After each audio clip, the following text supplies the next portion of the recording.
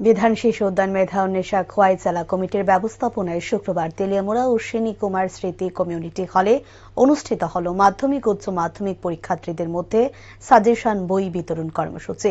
এদিনের আয়োজিত সাজেশন বিতরণ কর্মসূচিতে উপস্থিত ছিলেন বিধায়িকা তথা ত্রিপুরা সরকারের মুখ্য সচেতক কল্যাণী সাহা রায়, তেলিয়ামুড়া মেধা উন্মেষা ত্রিপুরা চ্যাপ্টারের রাজ্য কমিটির সদস্য পরীক্ষিত দে, পূর্ণিমা রায়, বিবেকানন্দ দ্বাদশ শ্রেণী বিদ্যালয়ের প্রধান শিক্ষক সঞ্জিত কুমার দাস, প্রাক্তন শিক্ষক সজল ঘোষ সহ অন্যান্যরা।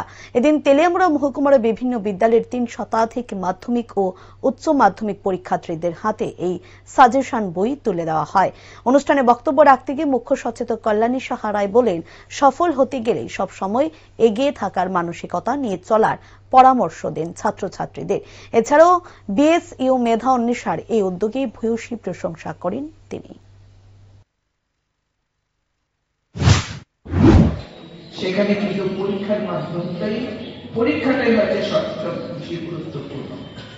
আজকে মেধা নেত্রীদের কাছে যেতে হবে না, তোমাদের পড়াশোনাটা করো, নিজেকে প্রস্তুতি করো, জীবনের যে কোনো কম্পিটিটিভ এক্সাম যাতে তোমরা উত্তীর্ণ হতে পারো সেভাবে নিজেদেরকে তৈরি করো এবং তার সোপান, তার সিঁড়ি এখন থেকেই তোমাদের অর্জন করতে হবে। আগামী ভবিষ্যৎ, আগামী 5 বছর পরে নিজেকে ওই জায়গায় দেখতে চাও না বেকারত্বের যন্ত্রণা ভোগ করতে চাও, সেই দায়িত্ব, সেই চিন্তা ভাবনা তোমাদের কি করতে